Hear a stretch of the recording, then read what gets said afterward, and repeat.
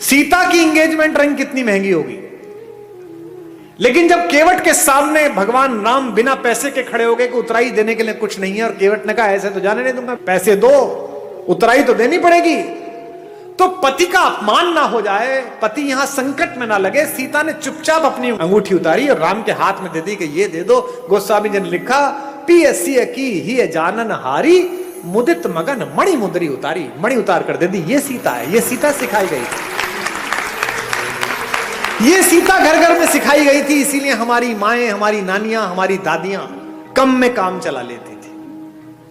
आज क्या हो गया, कम हो गया तो झगड़ा हो गया, पति की नौकरी 4 साल नहीं लगी तो तलाक हो गया, पत्नी की नौकरी छूट गई तो झगड़ा हो गया। इसका मतलब क्या है, सुख साधन पर केंद्रित कर दिया। और यहां बैठे हुए धनी लोगों, सुख साधन में है ही नहीं। तुम्हारे ऑफिस में जब 15,000 रुपए में बाहर खड़े होकर सफाई करता है लड़का, जो तुम्हारी गाड़ी पर पोछा मारता है, किसी दिन कलकत्ता में आसमान में हल्की बारिश होती है, साइकिल से वापस जाता हुआ बाजार से पाव भर बेसन खरीदता है, पाव भर प्याज खरीदता है, आलू खरीदता है, एक छोटी सी बोतल में 200 मिलीलीटर तेल सरसों का लेता है, और पत्नी से कहता है मौसम बहुत अच्छा रहा, पकौड़े बना ले। वो स्टोव पे पकौड़े बनाती है, दोनों बाहर बैठकर खाते हैं, और शाम को सोते हुए कहता है यार क्या शाम बीती है, भगवान का धन्यवाद, क्या अच्छा मौसम है, क्या बढ़िया हो। और तुम पेरिस जाकर भी सुखी नहीं हो, तुम लंदन की ऑक्सफोर्ड स्ट्रीट पे शॉपिंग करते हुए खुश नहीं हो, क्योंकि तुम डेपुटेशन पे दुख को भेज रहे हो।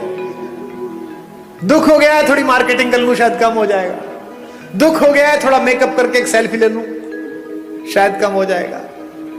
ये जो फेसबुक पर, ट्विटर पर, इंस्टाग्राम पर बहुत हंसते मुस्कुराते चेहरे हैं, इनमें से अधिकांश की जड़ें खोखली हैं। इसीलिए ये आत्महत्या करते हैं, इसीलिए ड्रग्स में गए हैं, इसीलिए शराब में गए हैं। ये राम की कहानी आपकी जड़ों की आत्मा में यूरिया का काम करती है, आध्यात्मिकता का। ये आपको मजबूत करती है, एक भाई की तरह, एक पति की तरह, एक पुत्र की तरह, एक नागरिक की तरह, भाई भाई के संबंध, भाई बहन के संबंध। अब 2 बहनें हैं इसमें, इस कहानी में। भाई बहन का संबंध ठीक ना हो तो गड़बड़ हो सकती है।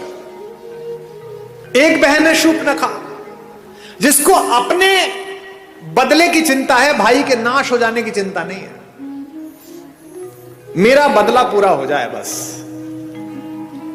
वो ये नहीं कहती कि मेरा अपमान किया, वो ये नहीं कहती कि मैंने नीचतापूर्ण व्यवहार किया, वो कहती है कि मैंने बताया मैं तुम्हारी बहन हूं, इसके बाद मेरा अपमान कर दिया। और उसकी तो बीवी बहुत सुंदर है, वो जंगल में क्या कर रही है, वो तो भैया आपके पास होनी चाहिए।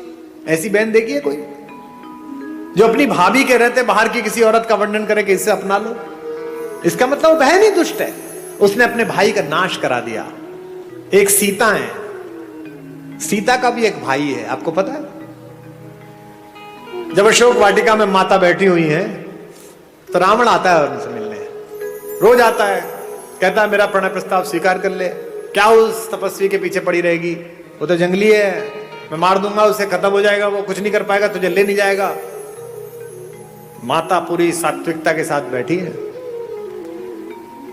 एक दिन कहता है कि देख मेरी बात मान ले, अन्यथा मैं बलपूर्वक तुझे उठा लूंगा यहां से। तो वो जिस चटाई पर बैठी है उस चटाई का एक तिनका तोड़ती है, और तिनका तोड़कर अपने रावण के बीच रख देती हैं, और कहती हैं कि तू कैसी मूर्खतापूर्ण बात करता है रे, कि तू मुझे छू लेगा? ये तिनका रखा है, इसे पार करके दिखा दे, तेरे में औकात है तो।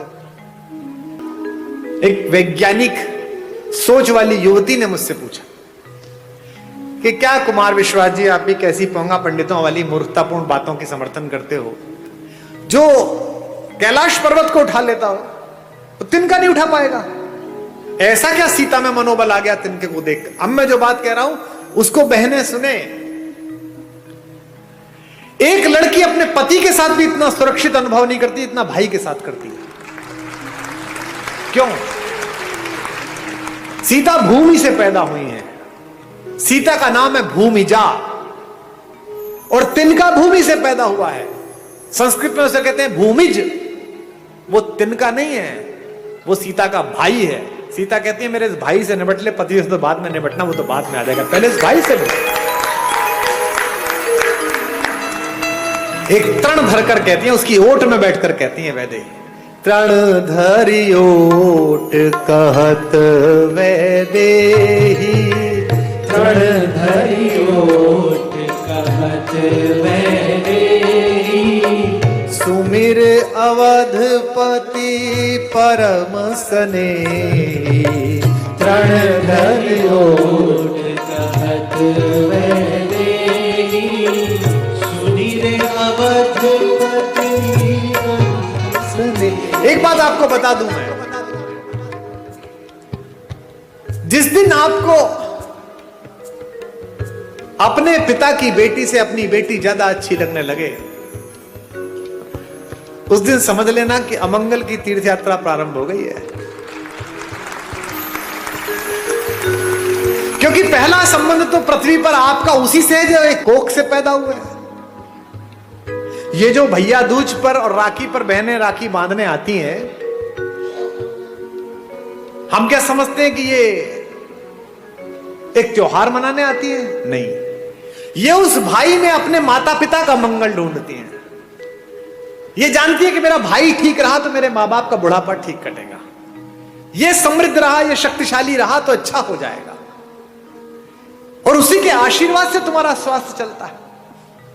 इसीलिए उस तिनके की ओट पर बैठी हुई सीता जानती हैं कि जब तक ये तिनका है, जब तक ये मेरा भाई है, चाहे कैसा भी हो, तिनके से ज्यादा गरीब बेचारा कौन होगा? तिनका तो बहुत ही गरीब भाई है, लेकिन फिर भी वो जानती है कि ये रक्षा करेगा। इसलिए इस पूरे पारिवारिक प्रतिष्ठान में, राम कथा में, एक एक प्रतीक शास्त्र ऐसा है जो आपको आपके पारिवारिक मूल्यों के साथ जिंदा रख सकता है।